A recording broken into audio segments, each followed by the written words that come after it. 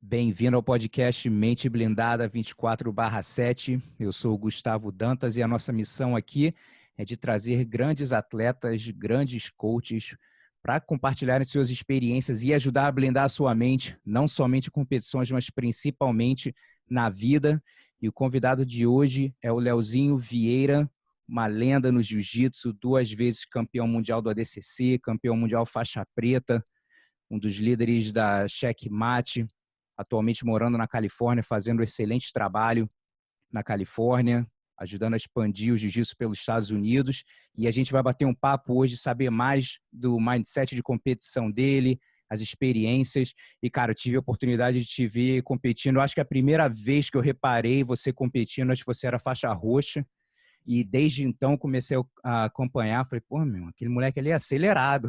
Eu sempre gostava de te ver lutando. Então, cara, é um prazer de ter você aqui. Obrigado, pô. Tipo, eu acho que a história da nossa equipe, ela sempre foi muito, principalmente eu acho que meus irmãos, acho que o nosso peso era muito emparelhado ali com vocês. Então a gente estava sempre de olho ali no vizinho, né? E vocês tinham uma equipe enorme com atletas do meu peso, entendeu? Então, tipo, eu estava sempre de olho em vocês todos. E obviamente, tipo, mas o respeito sempre foi recíproco, eu sempre, tipo, admirei o trabalho de vocês o respeito muito à história competitiva de vocês. A gente teve a oportunidade de lutar alguns eventos próximos e obviamente, sempre foi era uma das preocupações das Chaves ter vocês no caminho. E, cara, vamos dar só um resuminho aí do seu começo no jiu-jitsu e a gente já vai falar da parte de competição. Cara, eu comecei no jiu-jitsu, eu não sabia o que era jiu-jitsu. Eu achei que estava indo para uma academia de Kung Fu ou Karatê. Na época era muito novo, tinha uns 7 anos de idade, por volta dessa idade, e eu não tinha oportunidade de fazer muitas atividades fora de casa. Meu pai é porteiro, trabalhava inteiro na rua, entendeu? E ele conhecia muito os perigos que a rua podia ter influência na infância. Então ele me prendia muito em casa. Eu era o mais velho, ainda tinha a, a, a pressão de ter que ser o exemplo para os irmãos dos meus irmãos. E isso me dava uma responsabilidade maior. Eu comecei achando que era Kung Fu, não gostei muito, entendeu? Não tinha nenhum soco, nenhum chute. E acabou que eu fui gostando, entendeu? Por fatores que eu vi que existia eficiência. Tinha uma menina lá, mais detalhado, tinha uma menina que ela saía das posições, me batia muito. E o ego de uma criança, eu queria parar, mas eu tinha uma missão, né? Eu sempre fui muito determinado com isso de as pessoas me falarem não e eu não aceitar essas coisas. E eu queria, por tudo, parar. Eu queria até pensar em parar o jiu-jitsu, mas a minha missão, eu falei, não, que primeiro eu tenho que bater de volta nessa menina. Nunca aconteceu. E eu acabei gostando do esporte e ali acabei participando toda da minha educação e hoje em dia do meu sustento e legado que eu vou deixar. E quantos anos você tinha com a primeira competição? Cara, eu não me lembro exato a idade. Eu tenho a minha carteirinha mais antiga, a primeira carteirinha documentada que eu tenho de jiu-jitsu é de 1985. Era faixa amarela, 1985. Então, não tinha tantas competições, mas esse é o meu primeiro documento. Eu sou de 76, então ali pelo menos eu tinha uns 9 anos. Mas você tem lembrança de competindo no comecinho Meu ali? primeiro campeonato, tenho muita lembrança de competição. Eu não tenho nada documentado, que naquela época já era remoto a fotografia, vídeos, eram poucas pessoas que tinham. Dessas poucas pessoas existia um custo, era muito caro. Meu pai era porteiro, minha mãe ela trabalhava fora também, entendeu, para poder ajudar, entendeu? Então, tipo, a gente não tinha esse recurso, né, para poder documentar essas coisas. Então eu não tenho, mas eu tenho lembrança muito forte. Minha primeira competição, criança, eu me lembro exatamente da pressão de como é que foi, o que eu fazia, o jacaré vindo me buscar. Eu lembro de várias competições de faixa amarela, onde ia, algumas em Niterói, outras na região serrana, em Teresópolis, outras ali pelo Rio de Janeiro mesmo. Mas eu lembro muito assim, eu tenho uma lembrança muito forte de como era a competição, somente desse aspecto mental, assim, a pressão que era para mim, o meu professor, Alexandre Paiva, os professores assim que eram instrutores na época, ajudando com as crianças, os meus pais, a maneira que eles me tratavam, e eu mesmo, o quanto nervoso eu era, e aí depois mais velho, tentando dar ressignificar esse negócio, porque eu tinha muito nervosismo. Eu falei, não, eu preciso dar um outro motivo, achar uma outra maneira, já que é isso que eu estou decidindo para minha vida. Uhum. E com quantos anos você tinha nessa época que você começou a se sentir mais confortável competindo? Cara, mais confortável foi lá para confortável mesmo, se falando, foi lá para faixa preta, marrom, Uhum. confortável, entendeu? Mas eu acho que a parte de criança, adolescência, mesmo a parte jamais de faixa azul, roxa, marrom já estava mais tranquilo, mas a faixa azul e roxa na azul e roxa, acho que foi um processo de transformação minha, de momento, de uma briga interna para poder dar uma nova significativa. Foi quando eu percebi, na roxa, que eu percebi que eu precisava pensar de uma maneira diferente.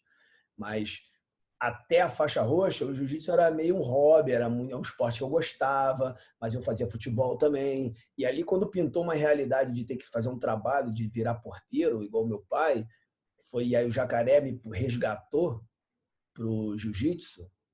Aí foi quando eu percebi que não, percebi que tinha que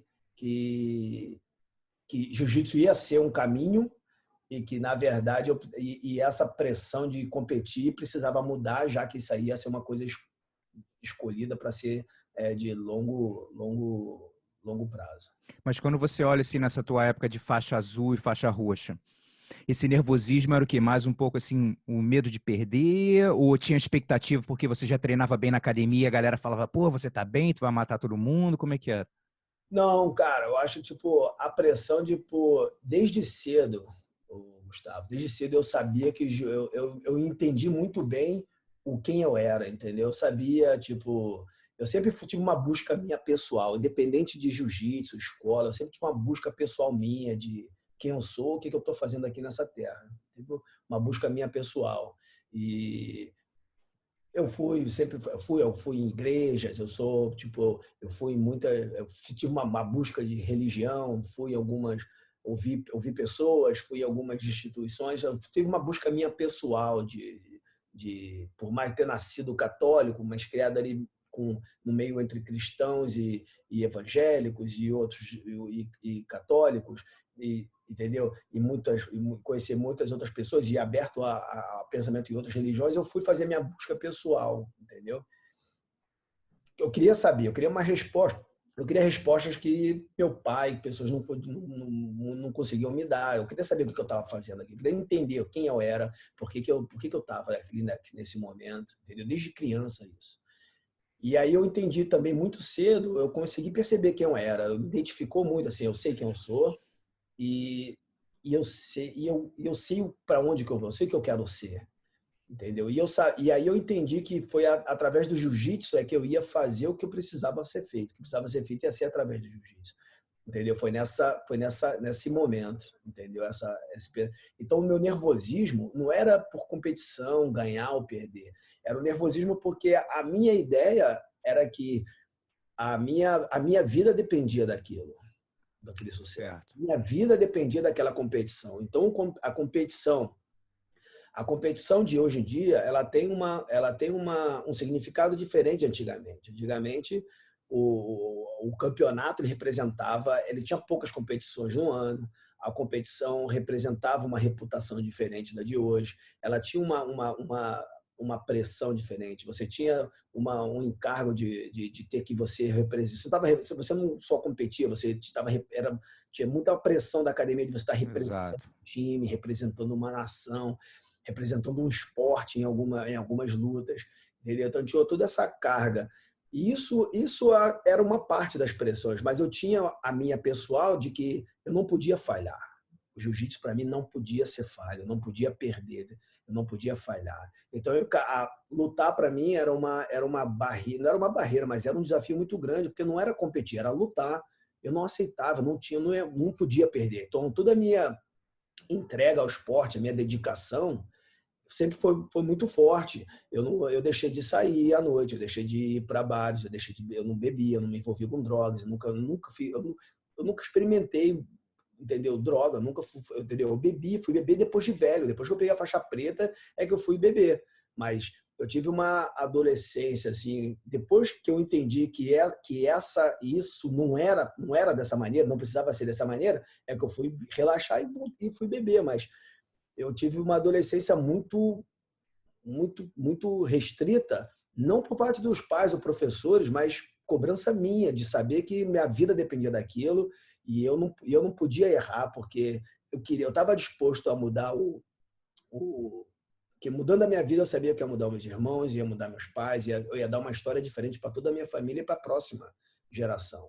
Então eu trouxe essa pressão e essa pressão ela para uma criança competindo, um adolescente, é uma pressão enorme. Então eu não a pressão era sobre isso, era como se a minha vida dependesse de cada momento de luta, de cada luta. Então, a entrega de dieta, de treino e de competição era com essa pressão. Então, gostar de competição, óbvio, eu nunca gostei de competição. E a minha competição eu ia como se fosse para uma guerra, não, entendeu? Eu queria ganhar, entendeu? Não era tudo, eu queria ganhar mesmo, e era briga, e se eu perdesse, eu tava, entendeu? Eu ficava muito mal, eu precisava, e eu voltava a tinha dedicação.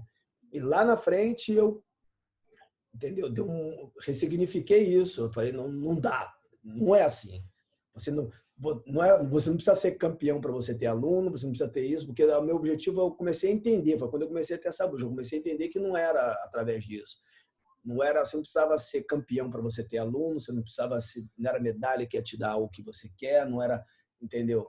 Aí eu fui entender mais, ter uma maturidade diferente, uma visão diferente, uma perspectiva melhor. E ali eu mudei também a minha maneira de pensar, de competir. E melhorei até a minha fase competitiva, entendeu? Até o meu rendimento melhorou, muito mais. É, com certeza. Acho que isso é uma coisa que muita gente já passou, eu já passei também. Mas é legal que você descobriu isso novo, né? De ver essa diferença ali entre a roxa e a marrom. E, cara, uma coisa que eu falo muito para as pessoas, às vezes, quando a pessoa acaba se confundindo o você como atleta, você como ser humano. E aí o cara acha que se ele perder, ele não é tão bom. Pô, o que que vão achar de mim, não sei o que e tal. Então, uma coisa para não misturar. Isso aqui é o jiu-jitsu, isso aqui é o esporte, esse aqui sou eu. Não é que eu ganhar ou perder aqui que vai me fazer melhor ou pior como pessoa. Então, é legal que você tinha essa parte, era mais a preocupação na parte profissional de, caraca, né? Se eu quero viver disso, eu tenho que ganhar, eu tenho que mostrar resultado. E os meus irmãos vieram com a mesma, porque meu irmão, eu não tinha tanto problema de escola, mas o meu irmão, o Ricardo, ele era dislexo total, ele não tinha condição. De escola, era muito difícil ele estudar. E naquela época, você não tinha esse estudo, a pessoa falar diagnosticar e falar dislexo. Naquela época era, pô, é burro, cara, você tem que ler, estudar, não adianta você querer ter. Se você tem dislexia, você tem, sério. E Ricardo, a mesma coisa, era a mesma pressão. Léo, eu não sou bom em escola, se eu não for bom nisso aqui, eu não vou ser bom em nada, eu preciso ser bom nisso. Entendeu? Então, a nossa história era meu pai porteiro e filho de porteiro vai ser porteiro. Essa é assim, é o normal, é o melhor que a gente consegue fazer.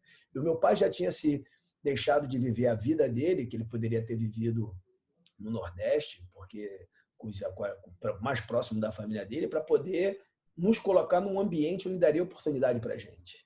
Entendeu? Então, a minha criação foi feita de fazer, não, tem que fazer isso valer a pena. Entendeu? Eu preciso ter feito o esforço do meu pai, dos meus pais, não vai ter sido em vão. Eu preciso valer a pena. Entendeu? Então, eu cresci com isso, com essa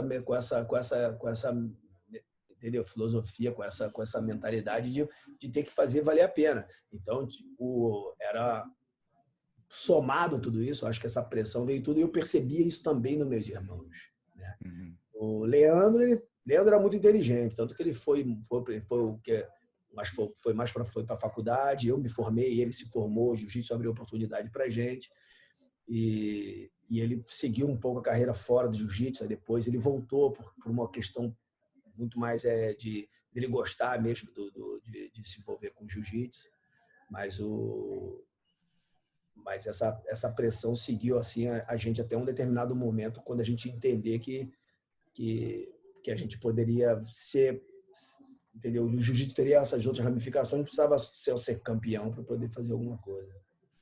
E, cara, você teve uma carreira na faixa marrom muito boa também. Quando você subiu para preta, você sentiu alguma diferença, mentalmente falando? Não, na verdade, quando eu subi, para preta, a minha primeira luta foi com o Shaolin, entendeu? E eu tive, apesar de eu estar na faixa marrom, eu estava muito em São Paulo sem meu professor Jacaré, que o Jacaré já estava morando em Atlanta. Então, minha faixa marrom, eu já estava treinando sozinho, sozinho assim, eu já dava aula com muita responsabilidade na academia do Jacaré, no Rio de Janeiro, no Ipanema. O Magrão, eu tinha outros professores que PEC, outras pessoas que ajudaram muito lá na academia, eles me ajudavam a treinar, mas eu já era muito responsável pelo meu treino, né?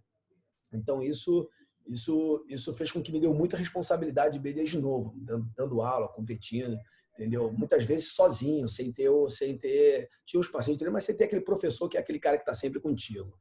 Quando eu fui para a faixa preta, a minha primeira luta foi com o Shaolin. E o Shaolin era ele é o cara que estava muito mais ele estava muito em evidência, competição internacional. O Rickson tinha falado dele, então ele estava vindo de um cartel muito melhor que o meu da faixa marrom. Ele estava peso absoluto.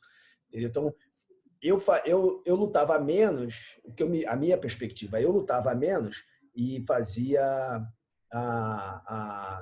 e ganhava os campeonatos. O Shaolin, ele lutava, acho que ele lutava mais, e ele fazia tipo peso absoluto, ele tinha a finalização, o ponto pra caramba. Eu tinha entendeu? Então às vezes então ele foi um cara mais em evidência quando a gente lutou assim. Foi uma batida de frente bem grande eu e ele. E isso me deu confiança, porque a maneira que a gente lutou, eu lutei com ele e o placar foi largo assim para o meu lado, e eu tive uma boa performance naquela noite. E aquilo ali foi entendeu? Eu tinha sido campeão faixa marrom, tinha sido. Pode baixar a TV lá da sala, por favor. Obrigado. Eu tinha sido campeão da faixa marrom, né? E na faixa preta.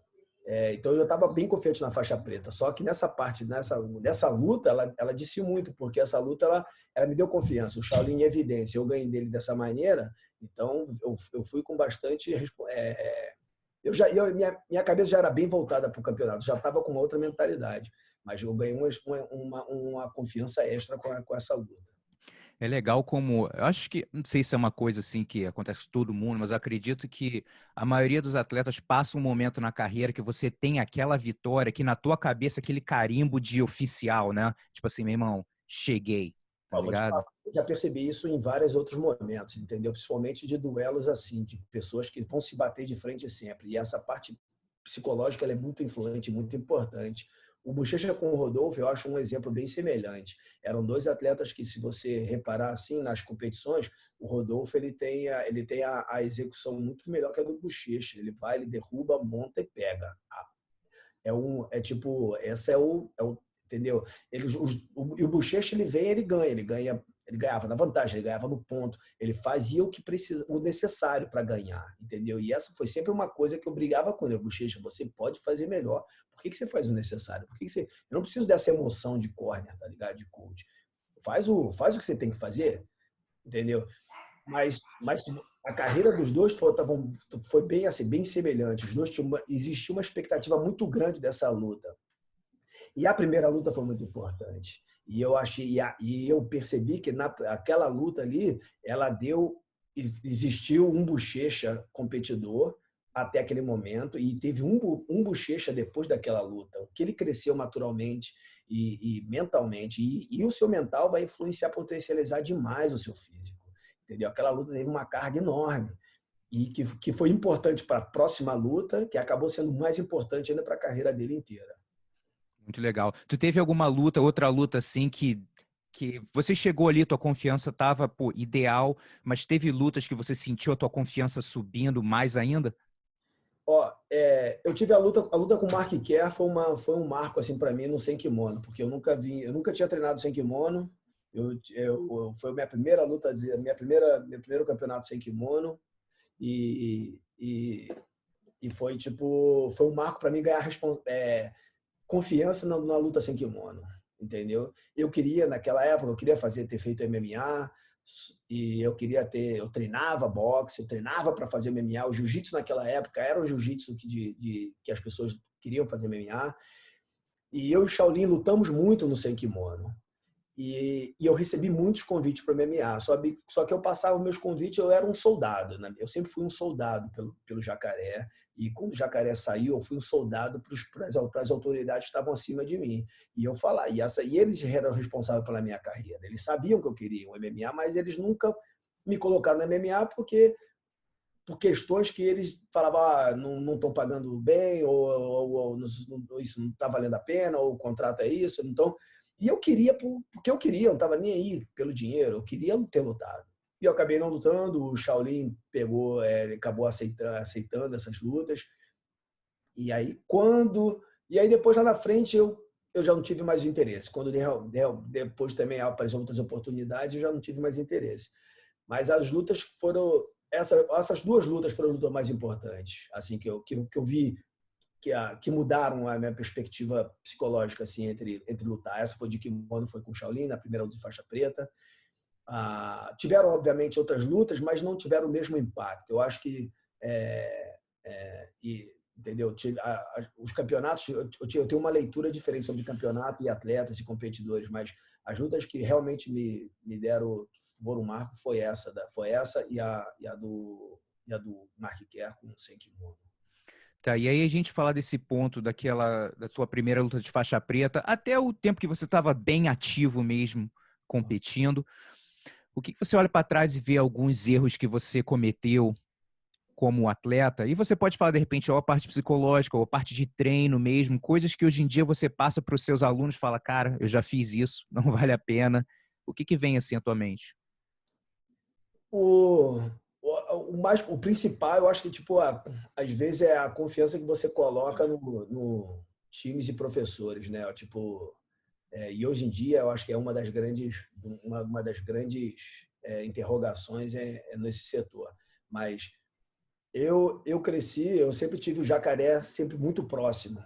E o Jacaré é uma pessoa que ele pensa ele pensa no coletivo, ele pensa no individual do próximo, entendeu? Eu vi isso acontecer o tempo inteiro dentro da academia. E lá na frente, quando o Jacaré começou a ir para Atlanta, eu já na faixa marrom, eu senti que eu não tinha essa pessoa. Então eu ficava buscando essa falta do Jacaré. Então era o Magrão que estava na academia, mas o Magrão, o irmão do Fábio, ele era muito ocupado na empresa dele, jiu-jitsu. Então ficou entre os meus amigos, o Cumprido, os meus coaches ficaram pessoas próximas de mim. Só que eu era bem mais graduado, eu não era uma voz de liderança sobre mim, né?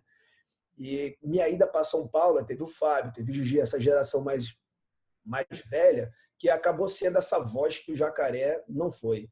E o nosso relacionamento foi muito bom por um tempo, mas os nossos interesses não eram o mesmo. Então, tipo, quando a recíproca de dedicação ela não bateu, isso aí gerou os conflitos, os problemas.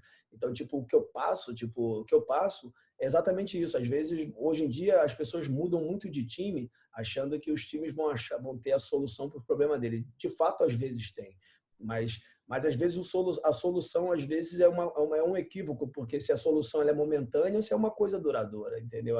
Você precisa ter uma maturidade. Então, esse seu compromisso, a sua dedicação, essa sua lealdade às autoridades, ela precisa ser um amor recíproco, porque senão você vira um soldado de uma causa errada. Perfeito. E, cara, você mencionou duas performances, né? Mas eu gostaria de que você falasse uma das melhores performances que você já teve, que você se sentiu bem. Então, não tem nada a ver com resultado, ganhar, é que você falou assim, caraca, como eu me senti bem com o campeonato. O de 2005, de Abu Dhabi de 2005, foi uma lição muito grande assim para mim, né? Acho que para o time todo, mas eu tive uma lição muito grande, principalmente na parte psicológica, porque eu não pude treinar. Foi um campo que eu não pude treinar. Logo nas primeiras semanas do camping, e a gente fez um camping começando geralmente o camping começa de 10, 12 semanas. nas 2, 3 primeiras semanas, não sei, eu estava treinando com o Demian e eu quebrei o pé. E essa lesão ela foi muito forte. Eu fui para o hospital e a lesão ela teve uma luxação muito grande, fratura do tornozelo. E não foi uma entorse para o lado que geralmente que é o normal, foi uma entorse para o lado invertido, entendeu? Então, uma lesão, e o médico falou, ó, você vai ficar 2 semanas sem botar o pé no chão. E ali, eu não vou te... A distância aí da fratura e das coisas pode ser cirúrgico, mas eu não quero fazer cirurgia. É uma lesão que aposenta muito atletas de outros esportes. E aí, eu falei, não, eu tenho uma competição daqui a 1 mês e 1 semana. Aí ele falou, não, isso aí você não vai lutar. E isso não saiu da minha cabeça. Eu falei assim, não, eu vou lutar. Porque em 2003 eu tinha lutado, você lutou também, entendeu? E aquele campeonato foi muito importante para mim. Eu já tinha lutado 2 Abu Dhabis na categoria de 77, o que eu nunca quis ter lutado. E foi a primeira vez que me deixaram lutar no 66. E eu sabia que eu conseguia ter uma performance boa no 66. E eu ganhei. E eu queria lutar de novo, defender o título, como eu imaginava, em 2005. Então, esse resultado, esse diagnóstico, eu falei, não, eu não quero, não aceito, eu vou lutar. Eu falei, faz seu melhor, eu faço o meu melhor. E essa de faz o melhor, faço o melhor, a minha vida, só para você entender um pouco. Às vezes a gente acha, a gente tem a perspectiva do atleta, mas ali eu tinha o meu pessoal, eu já estava na faculdade, eu estava no final da faculdade. Então, a minha vida estava um caos em termos assim, de prioridade. Porque eu era professor, entendeu? Eu tinha como atleta, eu queria treinar, lutar esse campeonato. Eu já era professor, eu tinha a faculdade, né? Então eu estava no último ano fazendo estágio de fisioterapia, então eu tinha uma cobrança muito grande em cima, fora entendeu? As responsabilidades pessoais. Mas é um momento que é difícil, entendeu? Pessoas que fazem você conciliar faculdade, estudo, com a performance para um ADCC e dar aula e treinar já é bem difícil. Então, tipo, só que eu sempre sobre priorizar e as pessoas à minha volta sempre foram muito também dedicadas a isso, entendeu? Então, eu vivenciei, Gustavo, bacana, tipo, virou uma briga psicológica, porque fisicamente eu não podia treinar, não podia fazer nada, não podia botar o pé no chão, e o meu pé estava muito inchado, a lesão foi muito, muito grande. E por estar na fisioterapia, eu fiquei fazendo fisioterapia eu mesmo, entendeu? Hoje em dia é minha esposa, na época a gente se namorava, mas entendeu? Ela me ajudou bastante, os pais dela, eu fiquei na casa deles para poder me recuperar melhor. Agora,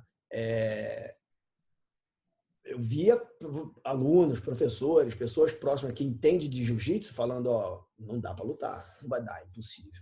E via as pessoas que me davam força para não, vai lutar, vai dar certo, era a minha mulher, mas que teoricamente não entende nada de jiu-jitsu, entendeu? Então, tipo, mas a minha briga mental era, não, eu preciso saber filtrar o que eu vou ouvir. Porque eu vou ouvir de tudo, mas eu preciso saber o que eu vou assimilar, entendeu? E vivenciei dia após dia milagres de recuperação, de se sentir bem, não deixei um dia de ir para academia e treinar braço e treinar tronco, entendeu? Não podia mexer a perna. Fui contra o médico, entendeu? Visitava o médico. Então, tipo, teve uma briga minha interna que foi muito importante para mim. E cada vez mais próximo do campeonato, sorteio de chaves, a maneira que a chave caiu, tudo assim foi somando, foi me dando cada vez mais confiança, porque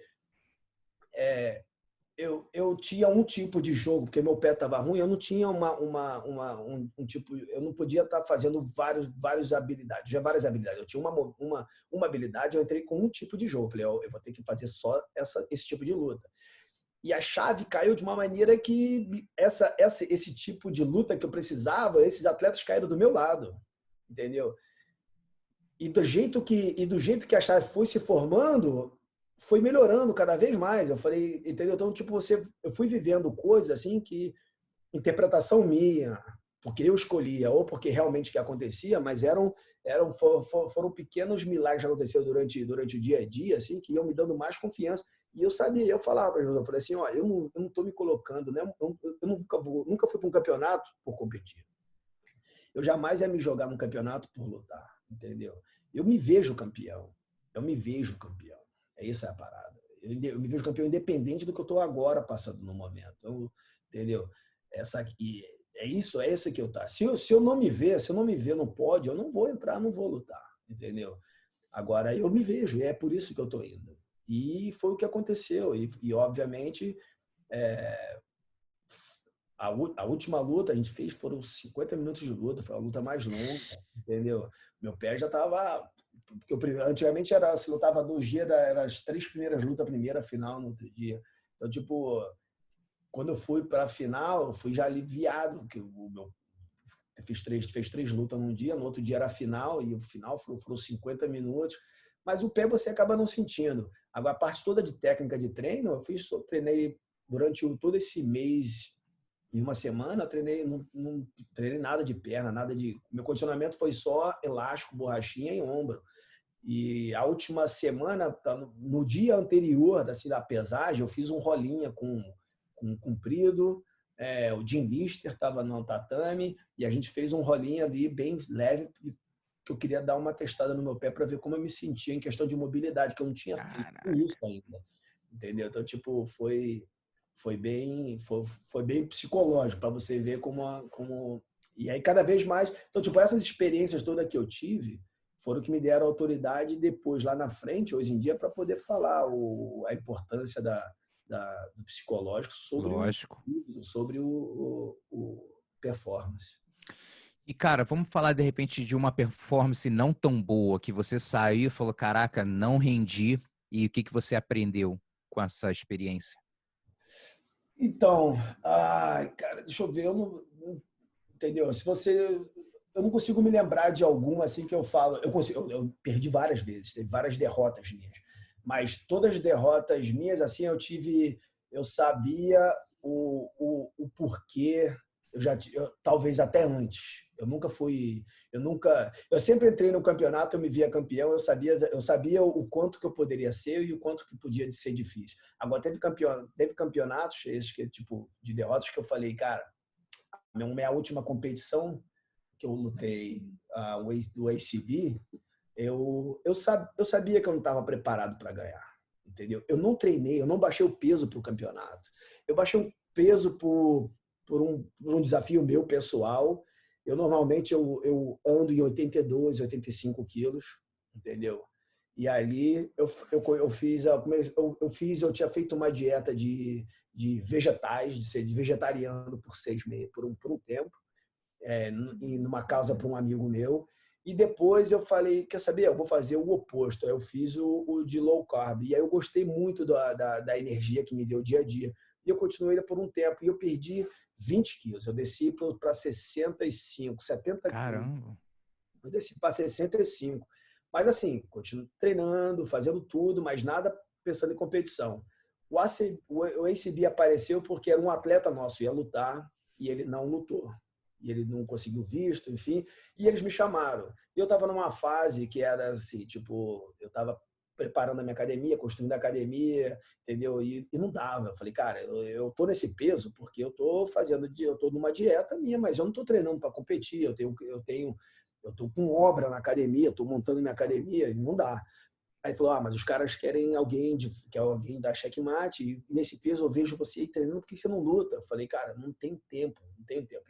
Eu sou lutador, não sou competidor.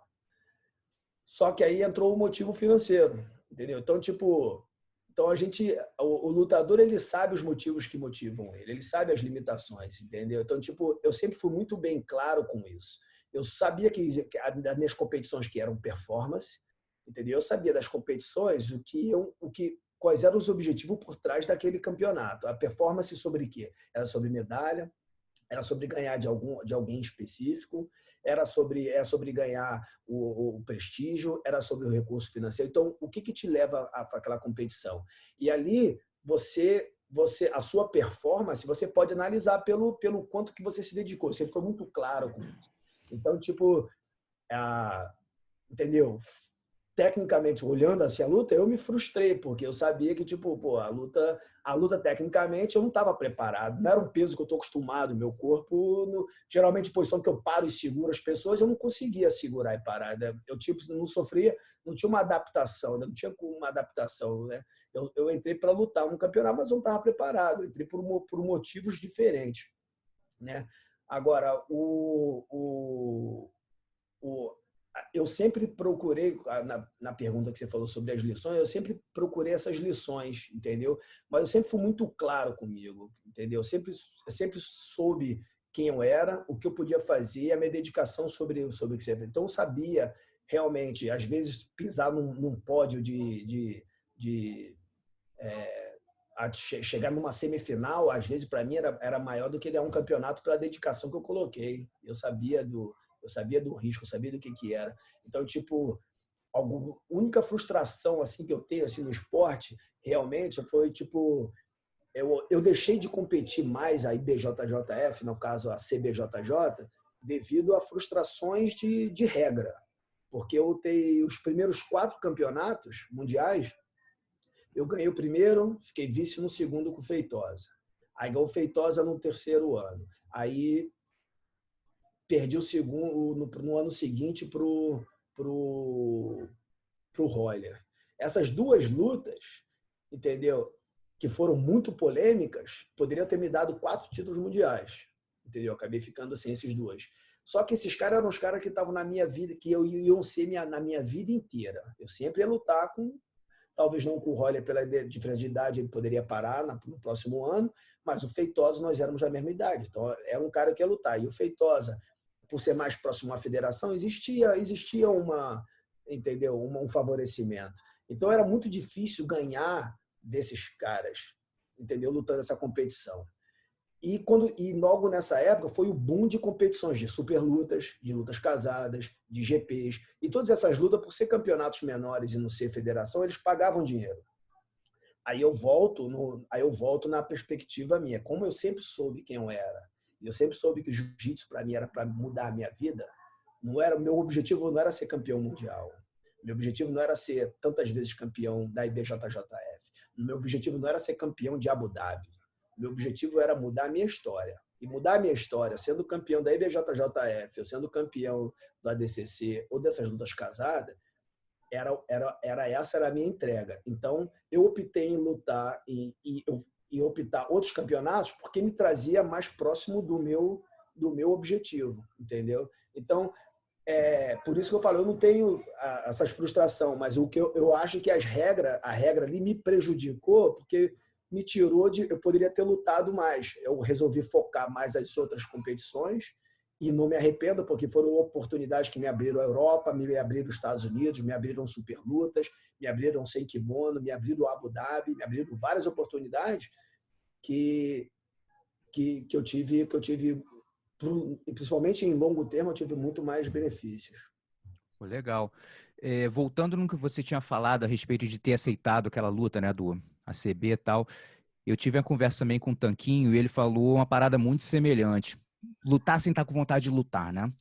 E aí as pessoas falam, pô, não tá com vontade, não luta, mas é diferente quando tem alguma coisa, cara, tô numa posição que tô precisando de dinheiro, pô, essa oferta tá aqui e tal, e aí acaba lutando, mesmo sabendo que não estava preparado, mas aceitou o desafio de qualquer maneira.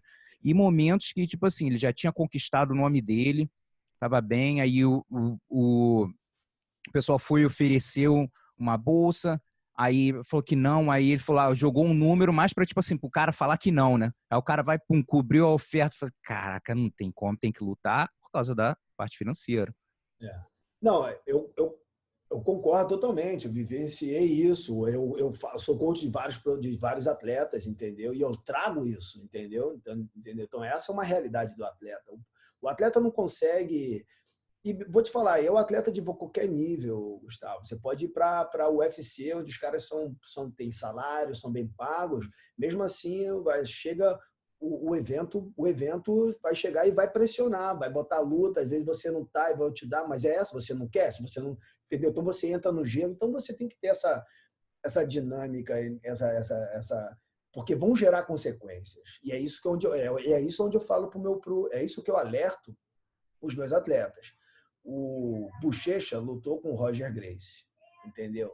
Na última luta do que ele lutou com o Roger Gracie, o calendário, quando a gente faz aqui para o Bochecha, ele segue um período. A prioridade é o campeonato mundial, porque a vontade dele, o desejo dele, sempre foi em ter mais título mundial do que qualquer um. O compromisso, a dedicação dele sempre foi essa, entendeu? Então eu não coloco meus interesses sobre o interesse dos meus atletas, por mais que eu tenha a maturidade de saber que aquilo ali seria o mais importante para ele. Eu deixo ele decidir, eu esclareço, eu abro, eu dou a minha opinião, eu falo, a gente conversa, mas no final ele decide, entendeu? Então eu deixo isso claro. E isso não era uma realidade na minha época. Só que é uma que eu trago, que é uma lição que eu aprendi que eu trago. Então eu converso com ele. E quando saiu o calendário desse ano, do ano da luta, a gente priorizou. O Campeonato Mundial é o mais importante, acabou. Mas vamos fazer as lutas, vamos se preparar, porque é o campeonato de performance. Vamos preparar alguns campeonatos para você entrar, lutar, para chegar no de performance bem. Aí depois você vai ter que dar um break, entendeu? Um descanso, até a próxima performance vai ser o Roger. Então, você tem 2 campeonatos de performance esse ano, o Mundial e o Roger. E o Roger estava por uma fase boa, assim, entendeu? A gente planejou. Só que o evento mudou. Entendeu? Quando o evento mudou, ele falou, Léo, a luta com o Roger era para acontecer, mudaram a data para agora, entendeu? Isso desequilibrou, desestruturou, porque ia pegar ele entre essas fases, entre as fases de performance. Eu falei, cara, não vale a pena, entendeu? Não é bom, porque você vai ter treinado, lutado aqui, a performance, você não vai conseguir segurar a performance, a gente teve essa negociação. E ele resolveu assumir. Quando ele resolveu assumir, eu levei para ele, eu falei, você tem que estar, você ganhou, é isso. Agora você perdeu, é isso. Entendeu? As consequências de ganhar essa luta, quais são? Então, vamos botar no papel. Bota no papel. Ganhei e perdi. Prós e contras se você ganhar. Prós e contras se você perder. Entendeu? Vamos analisar, porque vai ser importante. Quais são as consequências que vão ter depois? Se te influencia, entendeu? Você não deve pegar, joga para depois. Se não... E aí acabou que ele resolveu lutar, porque ia ser essa maneira, tal. E ele resolveu lutar. Treinamos, fizemos tudo. Ele parecia estar, treinou como se estivesse na performance.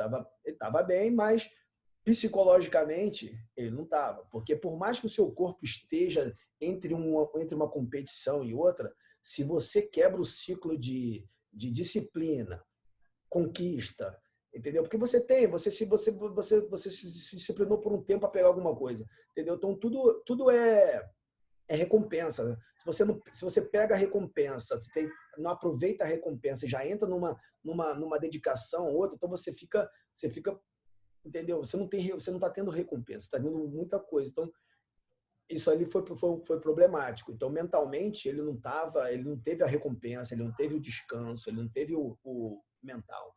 E ali ele sentiu, obviamente, o resultado foi diferente do que a gente esperava. E quando ele saiu, que a gente sentou, que depois que a adrenalina tudo baixou, ele falou, eu lutei pelos motivos errados. Entendeu? Só que, a consequência, entendeu? Exatamente. Agora você vai viver essa consequência porque a gente sabia, eu sempre soube, eu sabia que o Roger não ia voltar para lutar no outro evento, porque ele não ia correr esse risco, porque exatamente calcular o risco-benefício, consequência para o Roger correr esse risco na próxima luta, eu falei, ele não vai voltar lá para o evento de luta casada, provavelmente não vai ter a luta casada e provavelmente não vai entrar naquele evento naquele evento de várias pessoas, entendeu? Mas aquilo, não vai apagar o atleta que você é, não apaga o teu que a minha briga com ele é quem você é, qual a sua identidade, Bochecha. Você é o Bochecha, qual a sua identidade? Você não pode viver querendo ser a vida de alguém, você tem que ser você, Você tem que saber por que você faz isso. Quando você souber quem você é e souber qual é o seu objetivo de vida, aí você sabe o que você tem que fazer. Você sabe como escolher luta, que luta que você luta, qual que não luta. Os resultados e as consequências dessas lutas já não te incomodam. Porque isso aconteceu comigo. Quando eu sabia quem eu era, eu sabia o que minha proposta de vida, entendeu? Os resultados não iam me definir. Os resultados eram de momento, mas eram competições ou eram resultados que me aproximavam do meu objetivo, entendeu? Então, resultados positivos ou negativos são resultados que podem te aproximar também do seu objetivo. Agora, se o seu objetivo é bem específico numa determinada competição, então a performance ela precisa ser daquilo, que é onde ele direciona tudo. O campeonato dele mais importante é o Mundial. Então, ele faz um monte de luta, às vezes fora de performance, mas a performance dele para o Mundial é sempre de performance. Ele é outra cabeça. Não é é o mesmo treino, mas a cabeça dele está descansada para atingir o pico daquele ali. Legal. E, cara, quando você vê, assim, parceiros de treino que você já teve no passado, que é alguém que chama bem a tua atenção a parte psicológica, cabeça muito forte, muito disciplinado, que é um cara que vem à sua mente? Cara, eu tenho vários assim que eu me espelhava de diferente. O Cumprido era um cara que era muito competidor, entendeu? Muito bom, estratégico, competidor, sempre muito esclarecido com as limitações que ele tinha mas de achar uma maneira estratégica para poder lutar e ganhar do adversário, entendeu? Sempre foi muito disciplinado, foi um parceiro enorme que para mim, entendeu? Que a gente cresceu na mesma rua, a adolescência foi juntas, então um grupo de amigos era enorme, mas o Cumprido era meu parceiro que era da academia, a gente tinha os mesmos objetivos comuns em competição, então a gente, por mais que a gente estava num grupo que tinha vários caras do jiu-jitsu, uns eram no Carson Gracie, outros mesmo da nossa equipe, mas a gente já tinha uma vida bem parecida, semelhante à competição, viajando, ele competindo talvez até mais do que eu, em virtude dessa busca dele, mas era um cara que eu admirava assim na questão de mental assim. E de aluno teu que você já treinou, que você já formou? Uma questão de cabeça, assim, de mindset pô, muito forte, também disciplinado. O Bochecha né, os resultados falam por si mesmo, né? Ele tem a maneira com que ele se coloca, o conjunto, né, de disciplina, entendeu? De ouvir, de dedicação, de parceria. Ele é um ótimo exemplo para ter. Eu costumo falar que ele é um patrimônio histórico do jiu-jitsu, entendeu? Eu fui abençoado de ter ele no meu time, mas ele deveria ser um patrimônio do jiu-jitsu, porque ele é um cara que, entendeu? Campeão de tudo, entendeu? Ganhou várias vezes, entendeu? Tá no livro do recorde, tem isso. Tem um estilo de vida, pô, bem atrativo assim para as pessoas. É um cara acessível, entendeu? Qualquer um chegar, mandar mensagem, ele responde ou vai bater uma foto, ele é bem acessível assim nas competições. É um cara que conversa com todo mundo. Então, é um modelo que fora a parte de competir, mas é um modelo que o jiu-jitsu, federações, esporte poder direcionar atletas, porque a gente quer ver mais desses tipos de atletas, né? O esporte ele tende a querer direcionar que tipo de atleta que a gente quer. A gente pode tem vários tipos de atletas aí, tem uns que falam mais, outros que aparecem porque falam, outros aparecem mais por resultados. E o Bochecha, ele tem ele aparece porque ele realmente é um bom competidor, mas ele tem uma cabeça muito boa em termos de disciplina, em termos de dedicação. É novo, tem, obviamente, entendeu? Assim como todos nós, entendeu? Tem coisas que a gente faria diferente, mas o conjunto ele é um cara muito bom exemplo, um ótimo exemplo para ter no tatame, em campos, para poder demonstrar para a nova geração o tipo de respeito de entrar no tatame, de se você se referir a outra pessoa, de como você tratar um cara mais graduado, de como você tratar um menos graduado, entendeu? Então, é um cara muito agradável para ter no tatame, para dar exemplo para outros. Agora, ele como atleta, a mente dele, cara, ele é muito esclarecido com isso, né? Ele é muito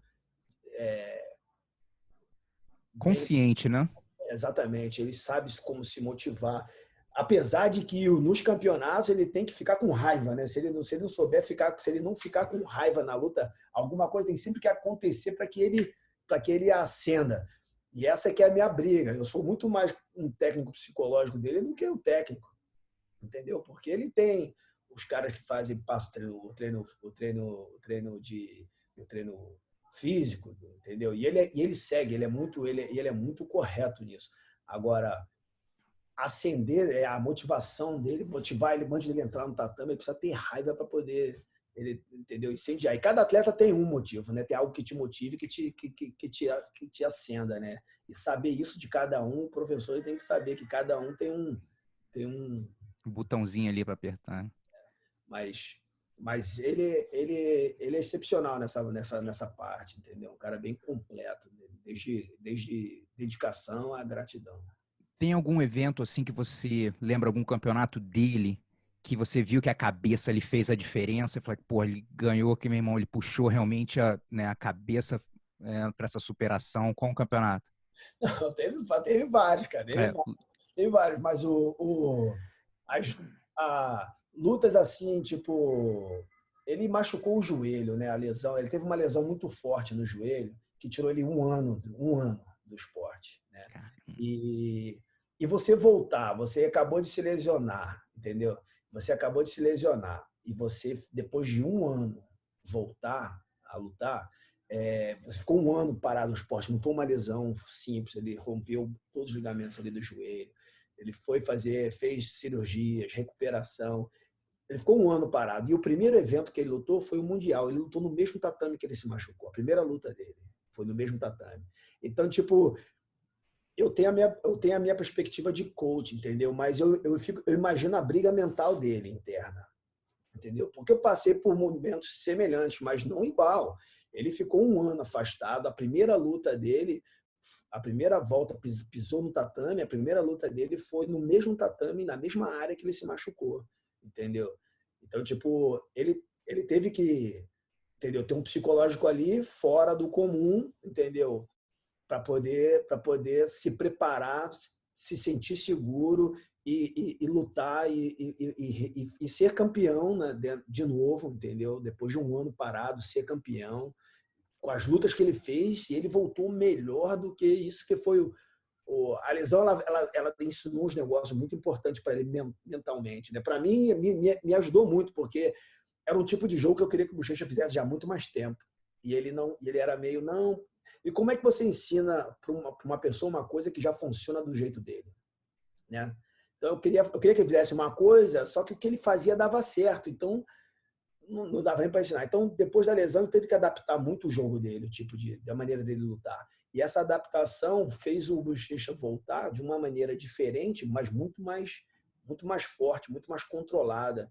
E ele voltou na luta ele lutou com os caras muito duros, assim, que estavam cotados para ser pena, os caras estavam cotados para ser o campeão, e ele passou para os caras com uma não facilidade, mas com menos resistência do que nas lutas anteriores. Então, eu acho que aquilo ali também deve ter dado com certeza, uma confiança para ele muito importante. sensacional. E aí para a galera, a gente está chegando perto do final aí da entrevista, então se você está escutando no Spotify, está curtindo, passa esse link aí para alguém. Se você estiver assistindo no YouTube, dá uma curtida no vídeo e assina o canal também. Léo, a pergunta é a seguinte: uma das maiores lições, cara, que você aprendeu competindo no jiu-jitsu, que você leva para a tua vida? As mais lições tipo, o campeonato não é sobre ganhar ou perder. O campeonato é sobre e nem é sobre o adversário. O campeonato é sobre você mesmo, em que fase da vida que você está, em que nível, em que maturidade que você está. Porque você precisa de uma dedicação de treino, de um comprometimento, entendeu? O quanto que você se dedica e se compromete com aquela causa. E ali aquela causa, aquele evento, ele é importante, independente se você ganha ou você perde, mas é como você consegue executar aquela estratégia que você veio treinando para aquela causa. E aquilo ali é um feedback para você saber o quanto você deve fazer na próxima, o que você fez de certo, o que você fez de errado, o que você deve mudar. Então é uma a competição, e ela não é a competição, ela é um autoconhecimento. E isso eu tinha na minha infância pela pressão talvez da dinâmica da minha família ou pela da cultura do esporte. Eu tinha uma perspectiva que era eu contra as pessoas, era eu contra o adversário, era ganhar ou ganhar, entendeu? E na verdade ele é um autoconhecimento para saber de que tipo de maturidade você tá. Cara, perfeito. Engraçado quando a gente vai ficando mais velho, vai passando um filme, né, cara? Pois Muito é. doido.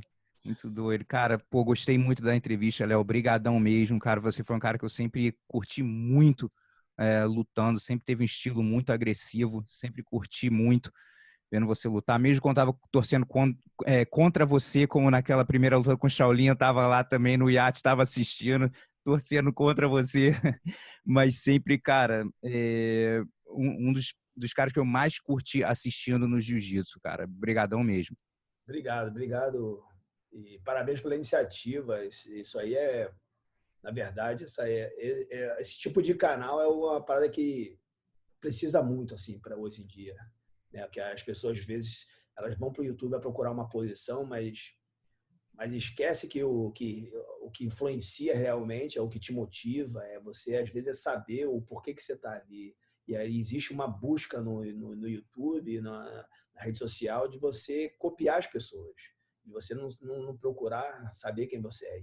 E o conteúdo que você tem desperta nas pessoas muito mais isso. As histórias vão ser semelhantes, cada um com a sua narrativa, mas é nesse autoconhecimento que acaba trazendo a performance da pessoa, né? E o que eu gosto muito, cara, é que, tipo assim, pô, você tem fãs, pô, pelo mundo inteiro, né? Ainda mais o pessoal que fala português, que tá escutando, tá assistindo, e vê que, meu irmão, você não é super-homem, né? Você teve as suas dificuldades, os medos, as ansiedades. Todo mundo, eu falo, todo mundo tem a sua batalha interna. Todo mundo tá lutando a batalha interna que ninguém sabe a respeito, né? Então é saber respeitar a batalha interna de cada um. É isso mesmo, concordo. Galera, brigadão, abraço, tamo junto, Léo, valeu mesmo, cara. Valeu, valeu, Gustavo.